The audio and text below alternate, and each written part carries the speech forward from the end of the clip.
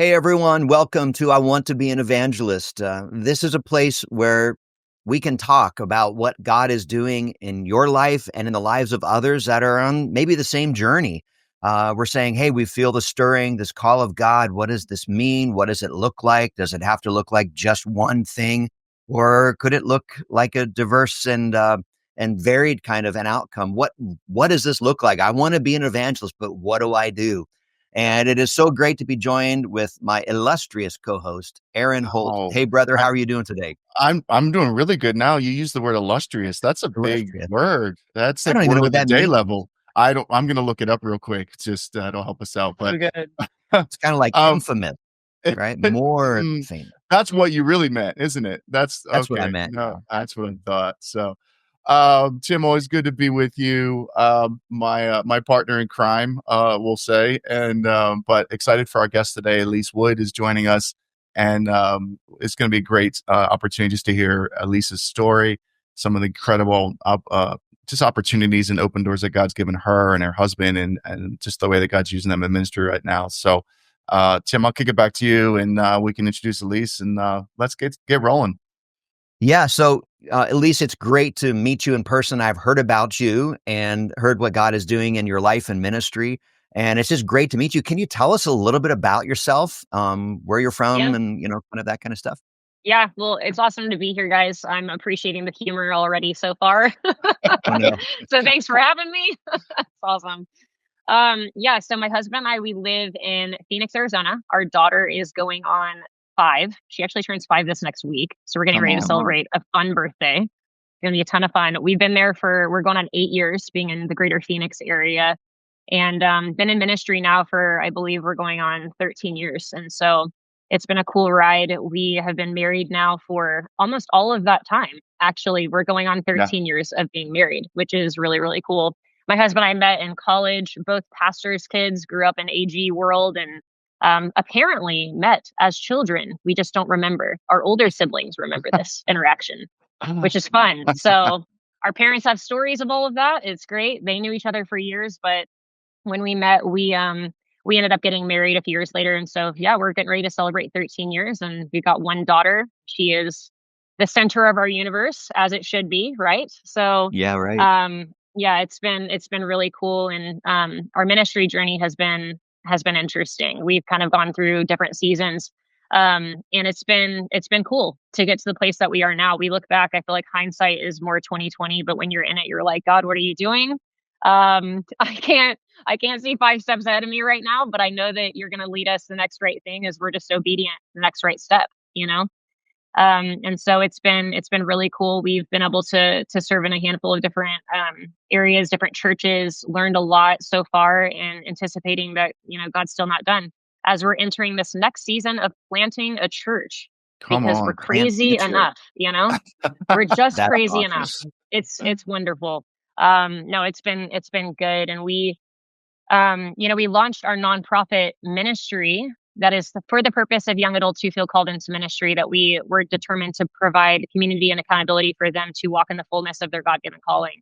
And we launched that in October of 2022, which is honestly, I feel like a lot of the reason why I am walking in what I am even today, and some of the doors that have opened, even with speaking and travel. And it's been something that I feel like I've experienced for many years, knowing that it was something that I was supposed to do. I didn't really vocalize that out loud necessarily. It wasn't something I owned. In fact, it was interesting. I believe it would have been at the end of 2022, right after we launched our this ministry called Ripple Effect, which is our 501c3, and our speaking ministry is through that. When I was even filing with the IRS, I had put in there, our legal team had asked basically like, hey, what's the breakdown of what you'll be doing? Right? Like, what is this going to look like? And I think I maybe put like 10% of that will be speaking.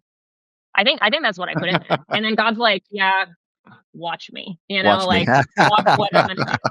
It's it has been it has been crazy. It's been so cool, but it's been a whirlwind in the best way. And I believe it was even a couple months later, I was getting ready to renew my ordination. We renew our ministry credentials every year, and I was getting ready to renew that card, and I was going through the process of filling everything out. And I just had this check in my spirit, and I was like, I need to put evangelist on this. Because I've been staff pastor, for years, just served in different churches, and I'm like, this is something that I believe God's shifting, and it wasn't something I had necessarily said out loud, but I knew that it was very, very clear. And I again, I just heard, I knew that I was called to do this, right? Yeah. And I had seasons even before my daughter was born. I was traveling a lot more when we were serving on staff at a specific church. I've always had a role in church ministry on staff as a pastor, but this is the first season that we felt compelled to build something from the ground up in this ministry to serve the next generation to walk in the Yeah. fullness of their God given calling, right? Yeah. So we're building out this ministry, thinking through even the programmatic aspects. And God's like, this isn't just a program. This is going to be a movement. This is going to be bigger than what you see. And so it's just been a series of doors that God's opened. And I've always had this conviction I'm never going to seek out any speaking opportunity. I've never done that. I've never communicated that I'm open to doing it or that it's just been something God's done, which is crazy because again, it wasn't forced. It was just this like, there's been a grace on this ministry. There's been a grace on, I would call it, there's been a grace on obedience. That's really what it Yeah. comes down to. Yeah. Because this conviction to build this ministry, I wrote about it 3 years ago in a journal, 3 years prior to starting the ministry. I had started laying out, I'm like, I know this is what God's calling me to do. And in many respects, it was a culmination of what I had built so far in any ministry role I had held, because I've always, kind of been a builder, built things from the ground up, invested in college age students who feel called to ministry in some capacity, that we're investing in their calling them up and out to greater things that they may not even see in themselves yet. And so this was something that I really felt I was supposed to do. And it finally took a season where we were ironically feeling so upside down in our world. We left Phoenix in this season for one full year, literally 365 days to the day. We got this opportunity to basically go on a missions endeavor and commit 1 year to Houston, Texas. So we left family, we left community, we left Phoenix, Arizona, and we moved across the country to Houston. And we literally dedicated a year. And this year became, those years that like you just don't want to repeat, but they're good for you. Yeah. That was our year, Yeah. right? So it was a necessary year for our faith. God did so much. He built so much through that. And I think that season, the getting away from what was comfortable is what opened my eyes to see what I was missing before. Mm. And I think that we had been so comfortable in our ministry roles prior to that, that it was almost blinding me Mm. from what it was that I was really supposed to be doing. And so we got outside of all of that, got uncomfortable, kind of left the desert to go to a desert season, ironically enough. And God's like, move, like go, it's time. And so I'm not kidding. I was on the phone with Micah Mack. You guys may know him. We've known him since he was really starting out. He left his youth pastor role to start traveling full time. He just felt like he was supposed to be an evangelist full time. And I remember meeting him that year, and we watched it unfold. I just stayed in touch with him over the years, and I was on the phone with him. This would have been probably in August of 2022, and I was like, Micah, I feel like God's calling me to step out, to walk away from my salary. Hmm. And it's terrifying. Yeah. I Yeah. was like, I Been don't know what there. that's gonna look like. I don't, Yep. yeah, no, scary Yep. stuff, right? So you're Yep. walking away from all that security. And I'm pretty sure I would have chickened out because God actually forced that to happen. It's really interesting. The department that I was leading ended up getting shut down, and my job was completely dissipated. And so I had no Wow. choice. Literally by December of 2022, we had launched the ministry 2 months prior. Okay, Hmm. so 2 months before this, on October 30th of 2022, we launched Ripple Effect, and then 2 months later, God's like, "Okay, this is what you're doing." Yeah. And I had been saying otherwise, you guys. Like I was saying I was committed. I could do both. Like I'll find the time. I'll whatever. And God was like, no, actually, this is what's happening. And so, sure enough, by I believe it was April of the following year, we were able to begin payroll. God has taken care of our family in miraculous ways. I'm sure you guys have ample stories that you could even share of the ways that God has taken care of your family as you stepped out and done this. But it hasn't been easy, but it's been the coolest, most fulfilling season I think I've ever had in ministry thus far. And I think that there is something to be said about even knowing that I was called to do this years back, but I hadn't yet vocalized it. And finally, even that moment, I shared, I'm renewing my credentials for the year. I'm like, I'm moving from staff pastor to evangelist. And this was before I knew my position was getting dissipated, you guys. Yeah. Mhm. And so I did it. I moved forward, and God's like, I'm gonna do something that you have yet to see. And I can't even tell you, it's been snowballing. I'm like, what is happening right now? And I have to say this too for anybody who's gonna hear this. This is like a big thing for me. I felt probably 5 years ago that I was ready to do this. That's what's so interesting. I think back, and there was a season before my daughter was born. I was traveling quite a bit that year and preaching, and I probably would have said, like, if God calls me to do this, I would be ready. Like, I was good to go. I could have done it. Mhm. And I would have been pretty self-assured in that. And then in a season that I felt there's been a lot that's happened over the last few years, but in 2022, it was probably a culmination year for me to actually say, I don't feel like I've got all the answers. I don't feel like I've got it all figured out. And if Mhm. anything, I feel probably less capable than I did 5 years prior because of all these things that have happened in my life. And God's like, "Okay, now you're dependent, Yeah. so you're ready." Yeah. Right. Right. Because I've learned there is this, we can have this assurance in our calling all day, and there's nothing wrong with that. I just think that there's an understanding of source, right? Yeah. If I know that I can in myself, I'm less likely to lean on the one that I know I actually need.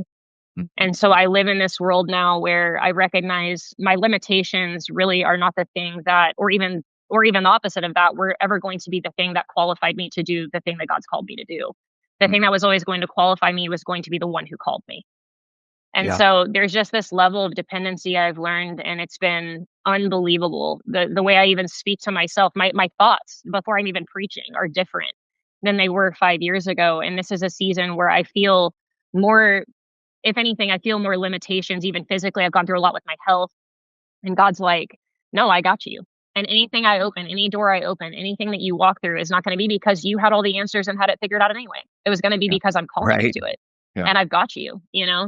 So I know that's a lot. I just laid out a ton, but That's it's awesome. been No, it's super crazy. helpful. This has Yeah. been one of the coolest things to watch God unfold, especially when you're just, I don't know. I think I've learned this, like, holding it with loose, open hands, and this is Yeah. the way that I'm perceiving my calling now. And before, I think I had this understanding of, like, I know what it looks like. I've got Yeah. this. It's a different season for me, and I do believe that that dependency is what has led me to be able to actually to step into that fullness of what it is that God's called me to do all these years. So So so with the new season of you guys, planning a church, are you yeah. still gonna be traveling and ministering in that way? Yes, and that's actually a great question. I've had a couple people, like, out of DIDs, reach out to me. They're like, "Hey, are you still gonna be doing this even though you're planning a church?" And I'm like, "Yes, absolutely." It is definitely, again, it's what I'm called to do. I don't think I could run Mhm. from it if I wanted to. And so, we don't know what that's gonna look like yet. We don't Mhm. know all the details of how that's gonna play out, because I mean, anybody who's ever planted a church, they understand that it's not for the faint of heart, and it requires a massive level of sacrifice. We're already walking in that. There's been so much that we've learned, even in the first, year of knowing that we're supposed to be doing this. We've begun the building process of this church plant. We don't launch until October of this year, but we'll take it as it comes. And God knows the grace that's going to be needed for each season. He's going to be enough. He's going to be enough for us. He's going to give us what we need in each season that we find ourselves in. So Yeah. yeah, Well, and I the gift blending involved in that too of, yeah. the pastor and the evangelist, together only makes a stronger plant because that's kind of the biblical model, yeah, yeah, and so absolutely, that's really exciting. And there's a lot of, I mean, this is for all evangelists, but kind of the three of us are kind of in the tribe of the Assemblies of God, so we're real familiar with that. And I apologize for those that are familiar with that context. But a lot of within our tribe, and probably within large groups of evangelicalism in America, you have this idea you are a pastor, or you Right. are an evangelist, or you are a, fill in the blank. whatever. Yep, Yeah, and totally. I really love the multicolored palette that God paints with on all of Right. this, Yes, and kudos to yep. you guys for not being bound by somebody else's Play-Doh mold. No, Yeah. that's it. You just said it to a T. I mean, even what we've learned too, this is so interesting, but even with church planting, we've had people ask us our strategy, and they ask us the details of, hey, what's this going to look like in 5 years? And we're like, we don't know that. And when we try to figure it out, we lose our peace. And so, Yeah. if anything, I'm like, again, it's this understanding of, like, holding ministry in this way, holding my calling in this way. I don't have to have it all figured out. And truthfully, I think it's a beautiful place to live because that's where God does his best work. Like Right.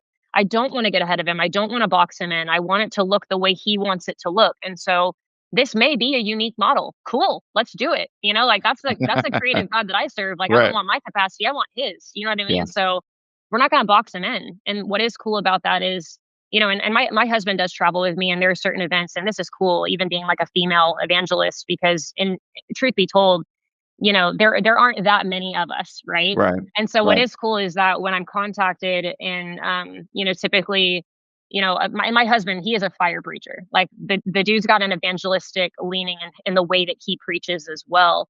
But we sometimes I'll be reached out and they'll be like, hey, we'd love to have you preach. And I'm like, hey, if you're open to this and if this is something that you're wanting, my husband also preaches, and I'll throw it out there sometimes depending on what it is.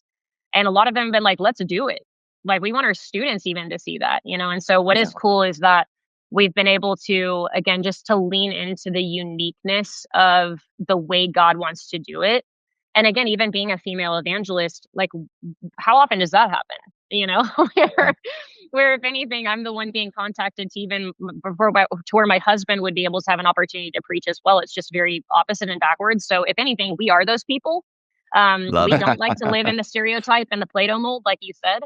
If Yeah. anything, I feel like that's on brand for us, if anything, because it's been the story that we've walked, and I'm all about that. Yeah. I love that God is so creative in that way. So I love your story, Elise. Just especially reflecting on Julie and I's story, my wife, and even like the imagery of like we just hold all this palms up. You know, yeah, I, yeah, um, that's actually a phrase that my wife and I have used multiple times over the last it's seven, cool. eight, 7, 8 years. So maybe that's one of the ways the Holy Spirit speaks to evangelists, to all Let's of us. go. Just say, Yeah. let go of security, Yes. let go of that which is comfortable, and just let me do that. I want to ask you a real specific question because it's something that you mentioned when you were talking about your approach towards being an evangelist. You mentioned that you've just made a decision to not reach out, make phone calls, kind of present yourself as like, hey, I'm out here. And Tim and I both, we know a lot of evangelists that God's said to them exactly what he said to you. And then we know other evangelists Hmm. that will tell the story of like, yeah, every Monday is 6 hours on the phone. So I say that because I don't necessarily think there's a right or wrong here. I There's agree. just Yeah. there's just us being obedient to why God gave us the instruction He gave us. So for you, what are your thoughts on why God has instructed you that way in particular? How has that been? How has that been used by God to provoke growth in your faith? You know what I mean? Yeah. Yeah. How would you with that as a thought, what kind of advice would you give to other evangelists that are just starting out? Yeah. It's such a good question. I believe honestly for me it's been more of a conviction thing. It's just I haven't felt peace about ever reaching out in that way. And I don't know what that is. I think that and I'll say this, there is a season of my life where I do believe a false humility kind of got a hold of me a little bit when it came to owning what it was that I knew in my heart God was calling me to do. Like I've known for a long time I was called to be an evangelist. I just wouldn't say it out Mhm. loud. And I Right. don't know what that is. I don't know if that some of it may even be that, in truth be told, this is reality. And so I say this, I'm not bringing this back up just to bring it up, but it's real. A lot of us who have, or who are women in ministry, we've experienced things that we do end up we react to it in some capacity. Pain does something, right? You can walk in that pain where it can kind of end up defining you or it can refine you. And I've decided that that's going to refine me, that there's been things that I've experienced and walked. And so I think that in some respects, that might be some of why I struggled with that identity of my Mm. calling for so long. And I wasn't willing to say it out loud because I think in some respects, there's also a connotation with preaching on a stage. Like that's never been the goal. Like any of us who are Right. called to evangelism ministry in general are not called to hold a microphone on a stage and be seen. That's Yeah. not that's not the goal. That's not what we're called to at all. If Right. anything, a lot of us just have this fire burning inside of us where we want to see the Great Commission fulfilled, and it's so overwhelming that we can't help but walk in it. And that's a different reality, right? Yeah. You're talking about two different things. Like I do believe that there's intentionality with our calling where we're going to work on communication skills, work on becoming an effective communicator where people are able to receive what it is that we're speaking, whatever. All those things are real, but I also think there's just this spiritual side of it where it's like, is God calling me to do this? And if that is the case, how can I walk in obedience? And I think Good. that for me, it's just been, again, it's a conviction thing. Like I think that if I wasn't doing it, I would be disobedient. And Gotcha. and it's interesting. I had there was a DYD who reached out to me, and I can't even remember when this was, but it would have been in the last year and a half. And we had a conversation. He's like, "Hey, do you still preach?" And I was like, "Yes, I do." In that moment, I just remember in my spirit, in my heart. I think I said something to him along the lines of like, I don't always feel just this overwhelming sense of like, I've got this, right? Like Mhm. it's just interesting. And again, there's a lot we don't have time to go into it, but a lot of it has to do with some of the physical health battles I've walked. And it's interesting because even despite of those things that I'm so tempted in my human flesh to believe are my limitations, are the very thing God has me stand on as testimonies and stories that have impacted so many people's lives. It's those things that we walk through that we feel like are the less thans, right? That we look Mhm. back on, but it's those things I believe God helps us to minister out of. And so we don't want to go through them, but they're important. Right. They help they shape us. They're shaping our faith. They're shaping our perspective of what it means to walk with Jesus and to be obedient and to walk in our calling. And I think that, and I'm saying a lot, but I think that for me, it's just been this again. It's just an obedience thing, and I think that just that conviction, I can't get past. I've had a couple people who reach out to me and they're like, "Hey, you should contact our such and such, tell them that you preach. Like, it would be awesome to have you out here." I'm like, if they want to reach out to me, that would be awesome. I'd love to have a conversation. And I just don't feel in this season of our life peace about that. And it's interesting because I could probably use it. You know what I mean? There's a network of people who I could probably reach out to. And Right. truth be told, when you don't have a salary to lean back on, Sure. honorariums are the game changer for us, right? So many of Yeah. us live on those things, and so the temptation may be there, but for me, it's just I got to be obedient, and God's taking care of every single thing, even in the seasons where there's been like a month that I haven't preached at all. God's like, "Watch me, I've got this," and Right. He'll bless us in some capacity. And so Yeah. He's taking care of our family in ways that truly does not make sense, but I think that's what Yeah, happens I when love we're it. obedient.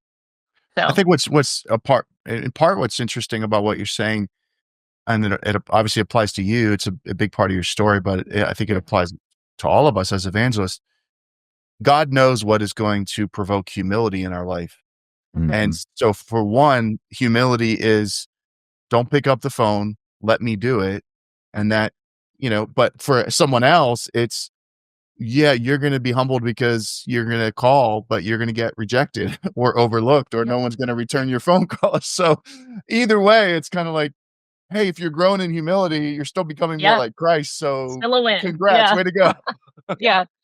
No, that's it. You said it. I mean, I feel like that hits the nail on the head. And this has been, I think, the last 4 years of my life, a season of true. It's about faith. I think a lot of it has Yeah, been leaning on I truly trust God. Like yeah, He's shown me things. I think I said it. I said it before.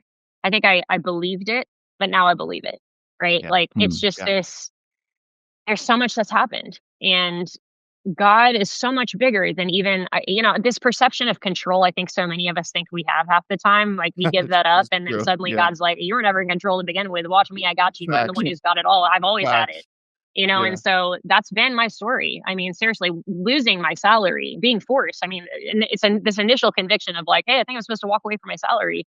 God knew I would chicken out, so He's like, "Nope, we're gonna get rid of that thing, and Yep. you're gonna watch me move, and it's gonna blow your yeah, mind." And then I believe, even with this season, I mean, and I mentioned this, we're planting a church. God is doing so much in us right now, mm, and I believe it's out of that abundance of what's happening in our lives in this season over the last 4 years, 5 years of what we've right. walked.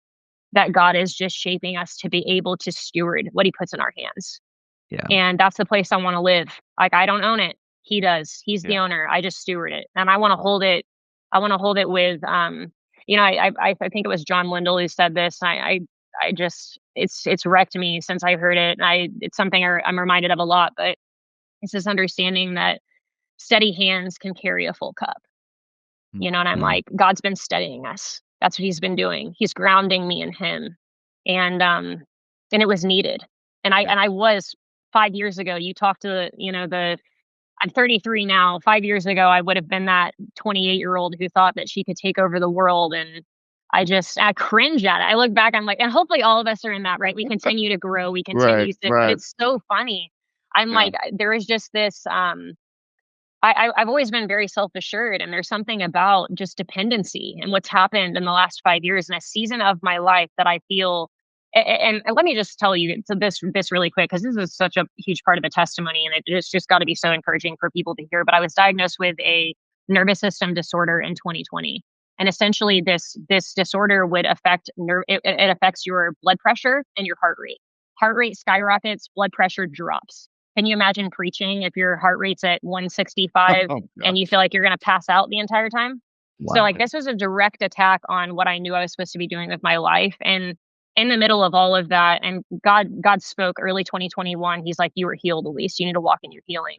It wasn't overnight. It wasn't a matter of everything changing from the moment I heard Him speak to me, and then suddenly everything was different. It's been gradual. Mhm. It's been a season of God opening up doors for me to preach again. And then what's happened with me preaching is every time I'm preaching, I'm learning again, just this utter dependency of like, I may have this doctor telling me one thing about my physicality, but I know the God who actually created me. And He's the Right. one who's going to carry me through this. And there's not been a single time since I've preached where I haven't had absolutely everything that I need the entire time that I've been up there. Yeah. And it's just, again, it's a testament to God's faithfulness. And so that's why I talk about this perception of limitation that I've been referencing, because a lot of it for me has been my physicality. It's been my physical health. And again, in a season where I've kind of walked through autoimmune stuff my whole life, but it's been, in 2020 when that hit, that was like a direct attack. That was like, will Yeah. I ever preach again? Mm. And so, and now I feel like I'm preaching differently than I ever was. There's just this anointing that comes when you don't feel like you've got it all figured out yourself. You guys know the difference, right? You walk up Yeah. on stage and you feel like, I've got this. Like, it's the source thing.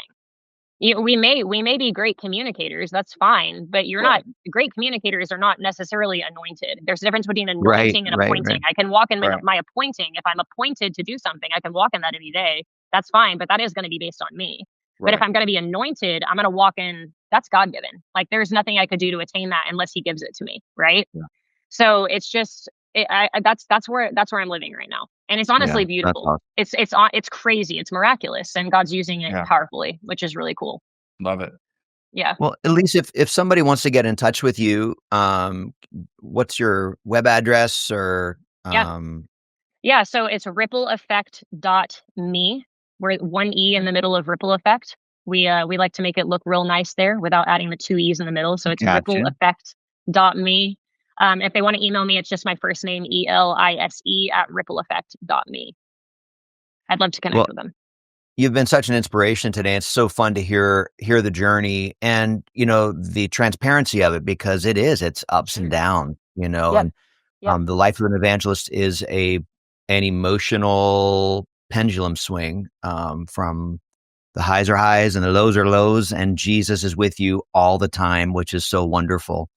Yeah. But I know so many of the things that you said today are all is so powerful, but some of them is going to land like seed in fertile ground Let's for go. some that are watching or listening today. And we just want to say to those that are exploring that call, this is God's fault. He's the one that's drawing you. He's the one that's So calling good. you, It's so and good. he'll Yes. he'll work it all out. He doesn't Yeah. give you a 40-year plan, but just follow his breadcrumbs, Right. and you're going to make it. Really His hand good. is on That's your it. life. That's Yeah. it. So, Aaron, brother, thanks for your kindness, man. Yeah, and this has been great. Elise, thanks for joining us today. And Absolutely. yeah, for those of Thanks you for that having me. are still watching, you're still with us. Thanks for checking out this YouTube channel. I want to be an evangelist. Feel free to subscribe. Feel free to like. And if you were encouraged by Elise's testimony and story, then hit that share button. Share it with somebody. Send it to a friend. Somebody that will be encouraged by that as well. So, Elise, thanks so much. We appreciate you being a part today. Thanks for having me. It's awesome to be here.